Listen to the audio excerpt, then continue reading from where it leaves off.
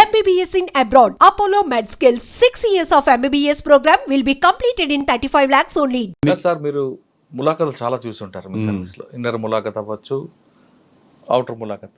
ములాఖతులు ఎవరికి ఇన్నర్ ఇస్తారు, ఎవరికి అవుటర్ ఇస్తారండి? ఇప్పుడు అసలు ములాఖతుల విధానమే మారిపోయింది చాలా వరకు. ఇప్పుడు మీరు అనుకున్నట్టు అనంతపురం జైలు ఉంది. అనంతపురం జైల్లో గ్లాస్కి అవతల, గ్లాస్కి అవతల ఫోన్ అటు ఫోన్ ఇటు. ఎందుకంటే ఆ తీగల్లోంచి కూడా ఏమన్నా మన ఐటమ్స్ వెళ్ళిపోతాయని అద్దాల్లో పెట్టేసి అటు ఫోన్ ఇటు ఫోన్ పెట్టాను. కానీ కొన్ని ఇన్నర్ ములాఖతులు ఉంటాయి కదండి. ఇన్నర్ ములాఖత్ అంటే ఇప్పుడు లీగల్ ములాఖత్ ఉంది. లీగల్ ములాఖత్ ఇన్నర్లో పిలుస్తారు, అతను పిలుస్తారు, సంతకం పెట్టిస్తారు. కానీ చాలా ములాఖతులు చూస్తుంటారు. దానికి ప్యాథెటిక్ కేసు అని గుర్తుందండి. పిల్లలు ఏడుస్తుంటారు, భార్య వచ్చి భర్త కోసం ఏడుస్తుంది, అమ్మ వచ్చి కొడుకు కోసం ఏడుస్తుంటది. చాలా నేను కొన్ని జైలు చూసినప్పుడు చాలా బాధ అనిపిస్తుంటది. వాళ్ళు తెలుసో తెలియని నేరం చేసి లోపలికి వస్తాడు, ఆ కుటుంబం చిన్నాభిన్నం అయిపోతుంటది. నాన్న ఎప్పుడు వస్తాడని పిల్లలు అడుగుతుంటారు. బాబుని చూడగానే ఆయన కూడా జైలు. మీరన్నట్టు ఇవన్నీ మాకు కనపడతాను అంటే భార్య వస్తూ ఉంటుంది. ఏం చేస్తుంది ఇప్పుడు? ఆ అమ్మాయికి ఇంటి దగ్గర ఏం ఫ్లాట్ ఉండదు. వచ్చేటప్పుడు ఈడేమో ఏటీఎం కార్డు ఇవ్వడో, ఈడొచ్చి జైల్లో కూర్చుంటాడు. ఆ అమ్మాయి ఇంటర్వ్యూకి వస్తే ఎక్కడ సంపాదించి వీడికి అరటిపళ్ళు బ్రెడ్ తీసుకురావాలి, ఎక్కడ ట్రావెలింగ్ ఖర్చులు పెట్టుకుని ఇతన్ని పలకరించాలి. ఇలాంటి సిచ్యువేషన్ అన్నీ మా కళ్ళెదురకుండా జరుగుతాయి. మనం అందులో చేయగలిగింది ఏమీ లేదు. కానీ కొంతమంది లోపల కొంచెం పశ్చాత్తపడి ఇప్పుడు ఫ్యామిలీ కోసం ఏడుస్తుంటారు కదా, అటువంటి వాళ్ళు చూసారు? అది చెప్తూ ఉంటారు, మాతో మాట్లాడుతూ ఉంటారు. ఇట్లా పొరపాటు జరిగింది, ఇట్లా పొరపాటు జరిగింది అని అంటారు. చట్టంలో కూడా గుడివాడ జైల్లో ఉండగా ఒక అతను 498లో వచ్చాడు. 498లో వచ్చిన తర్వాత మళ్ళీ రెండోసారి ఎంసీకి వచ్చాడు, మెయింటెనెన్స్ కేసులో వచ్చాడు. రెండో కేసులో వచ్చిన తర్వాత నేను శ్రద్ధ పెట్టి అతన్ని పిలిచి, ఏంటి యశోబు ఈ కేసు ఎంతకాలం అని ఇలా తిరుగుతావు, నువ్వు బయటకు వెళ్తే పని చేసుకుంటావు కదంటే, ఏం చేయనండి మా నాన్నోళ్ళు వాళ్ళు ఒప్పుకోవట్లేదండి అన్నాడు. నన్ను మాట్లాడమంటే నేను మాట్లాడతాను అన్న. మాట్లాడండి అన్నాడు. నేను మేజిస్ట్రేట్ గారిని కలవటానికి వెళ్తే ఈ భార్య తాలూకు పేరెంట్స్ అక్కడ నుంచి ఉన్నారు. నాకు తెలియదు వాళ్ళ పేరెంట్స్ అని. నేను వెళ్తుంటే ఆయనే సూపరింటెండెంట్ గారు, వీళ్ళ దగ్గరే యేసుబాబు జైల్లో ఉన్నాడని అనుకున్నాను. అంటే నేను తిరిగి వచ్చేటప్పుడు నమస్కారం పెట్టారు వాళ్ళు. అమ్మాయి ఏంటి ఇలాగండి యేసుబాబు అండి. సరే అయితే ఓ పని చేస్తారా మీరు, నేను మాట్లాడతాను, మీరు వస్తారంటే మీరు మాట్లాడండి అయ్యారు, మాకు పిల్ల కాపురం పాడైపోయిందని మాకు బాధగా ఉందని. అప్పుడు వీళ్ళ లాయర్ని, యేసుబాబు లాయర్ని పిలిచి అడిగా, ఏమయ్యా ఏంటి వాళ్ళు వచ్చేలాగా ఉన్నారు, రాజీకి వచ్చేలాగా ఉన్నారు, మనం మాట్లాడి వాళ్ళు కలిసి కాపురం చేసుకోవడానిక, మేము రాత్రనక పగలనక కష్టపడి పని చేసి నల్లకోట వేసుకుందాం. ఎవరు? లాయర్. అడ్వకేట్ అన్నాడు. వాళ్ళు కలిసి కాపురం చేసుకోవడానిక, మేము రాత్రనక పగలనక కష్టపడి నల్లకోట వేసుకుందాం అన్నాడు. ఏంటండి ఆ మాట? నాతో ఫ్రెండ్లీగానే ఉంటాడు, నాతో కాఫీ తాగేవాళ్ళు, అట్లా మాట్లాడు. ఇది జీవితం అండి, ప్రాక్టీస్ కాదు, జీవితం అది అని అన్న. తర్వాత వాళ్ళిద్దరు కలిశారు. తర్వాత వాళ్ళకి పిల్లోడు పుట్టాడు. పిల్లోడు పుట్టిన తర్వాత ఈ యేసుబాబు తండ్రి పిల్లోడిని ఎత్తుకుని మెడలో బంగారు చైన్ వేసుకుని తీసుకుని నా దగ్గరికి వచ్చాడు. సార్ మీ వల్ల మాకు మనవడు పుట్టాడు సార్, ఇదోటి సార్ చైన్ చేయించాను అని అన్నాడు. ఫోన్లేరా నా మాట వల్ల మీ కాపురం సెట్ అయింది, అట్లాంటి కొంచెం మంచి మన వల్ల వీళ్ళకి మేలు జరిగింది అని అంటే చాలా ఇష్టమే కదా. అట్లాగే శ్రీకాకుళం జైల్లో లైఫర్స్ ఉండేవాళ్ళు. జీవో ఇచ్చింది గవర్నమెంట్, బటాబటిగా రిలీజ్ అవుతారా లేదా అన్న సంశయంలో ఉన్నారు. ఉంటే నేను వాళ్ళ రికార్డ్ అంతా వెరిఫై చేస్తే 1 or 2 రికార్డులో మిస్టేక్స్ కనపడి వైజాగ్ సెంట్రల్ జైలుకి రాశా. క్లారిఫికేషన్ తీసుకుని వాళ్ళకి చేసి, నేను ఎంతవరకు అయితే మ్యాక్సిమం రెమిషన్ ఇవ్వచ్చో అంత మ్యాక్సిమం రెమిషన్ ఇచ్చేసి, డీజీ గారికి కూడా మీరు కూడా మ్యాక్సిమం రెమిషన్ ఇవ్వండి అని నేను రాస్తే డీజీ గారు నన్ను క్లారిఫికేషన్ అడిగారు. ఏంటి భోగేశ్వరరావు అందరికీ రెమిషన్ ఎట్లాగా యూనిఫారంగా ఎట్లా ఇస్తారు అని అంటే, అందరూ మంచివాళ్ళేనండి, వాళ్ళందరూ బాగా చేయబట్టే నేను రోజుకి 2000 రూపాయల కూరగాయలు నేను జైలు డిపార్ట్మెంట్ తరఫున అమ్ముతున్నా, వాళ్ళందరూ పనిచేస్తున్నారు కాబట్టి. అలా కాదు, కొంతమంది బాగా చేసేవాళ్ళు, నా దగ్గర అట్లాంటి వాళ్ళు ఎవరు లేరండి. మీరు కూడా అడుగుతున్నారు చాలా వరకు, ఏమన్నా ముద్దాయి మిమ్మల్ని ఇబ్బంది పెట్టాడా, ఏమన్నా ట్రబుల్ పడ్డారా? మనం చాలా వరకు మనం నిజాయితీగా నిబద్ధతగా పార్షియాలిటీ లేకుండా ఉద్యోగం చేస్తే 10 మందిలో ఒక 8 మంది అన్నా ట్రబుల్ పెట్టాలని మాత్రం ప్రయత్నం చేయరు. అవును, ఇద్దరు ఉంటారు, ఎక్కడే ఉంటారు. 1 or 2 అన్నది అది అన్అవాయిడబుల్, దాన్ని మనం పట్టించుకోకర్లా.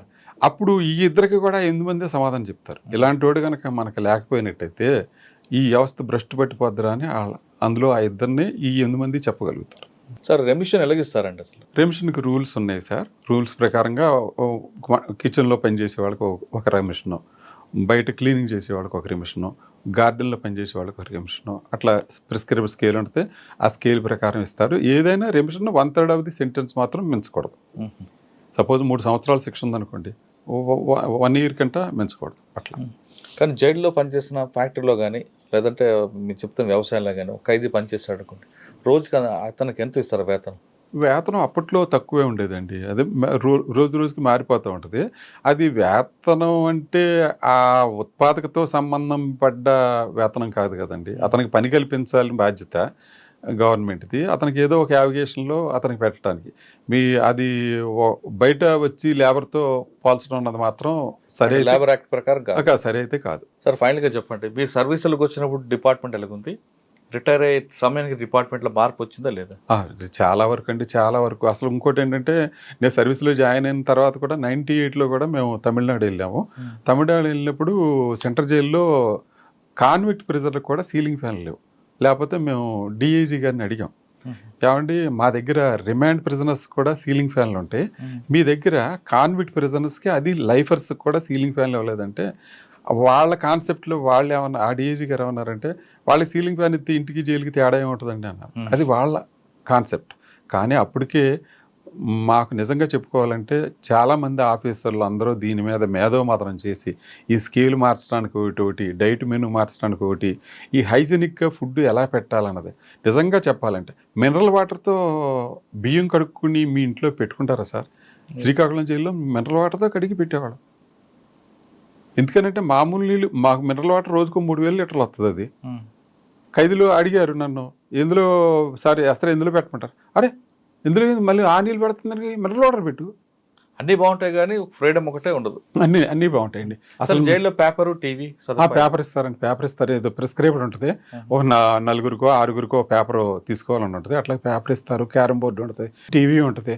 బయట అన్ని ప్రైవేట్ సినిమాలు వస్తాయా? టీవీలో ప్రైవేట్ సినిమాలు రావండి, దూరదర్శనే వస్తాయి మామూలుగా. అంతేగాని మరి మాకు సీరియల్ చూడాలంటే అట్లాంటిది ఏం లేదు, బయటకు వచ్చి చూడాల్సిందే. సార్ కొంతమంది జైలు అధికారులు అంటే మీలాంటి వాళ్ళని కాదు, కొంతమంది మాత్రం రిలీజ్ అయిన లోపల ఉన్న ఖైదీలతో ఆ ఫ్రెండ్షిప్ కంటిన్యూ చేసుకుంటూ బయటకు వచ్చా కూడా అదే కంటిన్యూ అవుతున్న కొన్ని సంఘటనలు ఉన్నాయి. అంటే మంచిగా అవుతుంది, ఇటు చెడుగా అవుతుంది.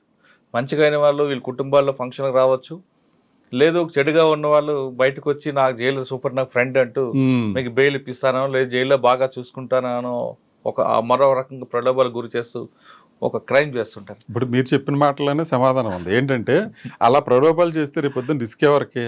ఈ ఆఫీసర్కే కదా. అలాంటి ఆ ఆఫీసర్ అలాంటి ధైర్యం చేశాడంటే అది అతను ఫేస్ చేయాలి. అటువంటి వాళ్ళు మీకు ఎదురుపడ్డారు? లేదండి, మాకు అట్లాంటి ఎదురుపడలేదు. సాధారణంగా ఇప్పుడు నేను విజయవాడ జిల్లా జైల్లో చేశాను. చాలామంది రౌడీ షీటర్లు జైలుకి వచ్చారు. సేమ్ రౌడీ షీటర్లో నేను ఎప్పుడైనా ట్రైన్లో జర్నీ అవుతుంటే అప్పుడప్పుడు ఎదురుపడుతుంటారు. ఏ గుట్కా ప్యాకెట్లు అమ్ముకోవడానికి తిరుగుతుంటాడు ట్రైన్లో.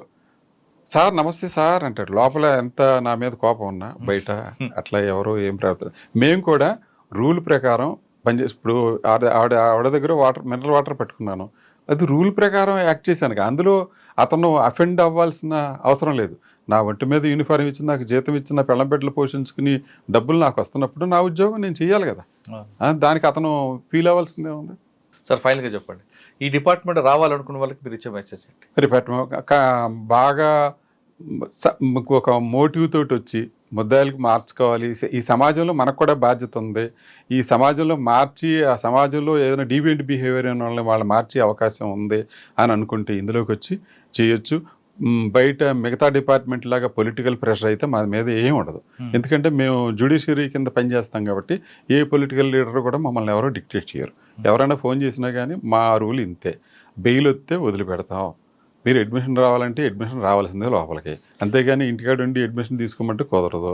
ఎదురుగుండా నిలబడాల్సిందే, ఎదురుగుండా చెక్ చేయాల్సిందే, అందరితో పాటు ఖైదీలతో పాటు నిలబడాల్సిందే. అందులో సార్ బెయిల్ 6 తర్వాత వచ్చింది అనుకోండి, ఏం చేస్తారండి? అప్పటికే మీరు సాయంత్రం 6 తర్వాత లాకప్ అయిపోయిన తర్వాత చేయరండి. సూర్యాస్తం తర్వాత లాకప్ క్లోజ్ కదా మీ రూల్ ప్రకారం. కానీ 6 గంటలకు బెయిల్ వచ్చింది అనుకోండి, బెయిల్ పేపర్ మీ చేతికి వచ్చాయి, తర్వాత వస్తే చేయరు. మర్నాడు ఉదయం కొన్ని స్పెషల్ ఖైదీలకి స్పెషల్ ఖైదీలకు కూడా ఎవరికి చేయడానికి లేదని అక్కడ రికార్డ్ అయిపోతుంది. సాయంత్రం 572 లాకప్ అని ఉందనుకోండి, 572 రాత్రి అతను నైట్ డ్యూటీ వాళ్ళకి అప్పచెప్పేస్తాం. లాకప్ చేస్తారు. ఆ లాకప్ చేసేసి 572లో ఒక 62 మందికి ఒక బ్లాక్ ఉంటుంది, ఉదాహరణ 61 మందికి ఒక బ్లాక్ ఉంటుంది. అతను అంతకే సంతకం పెడతాడు.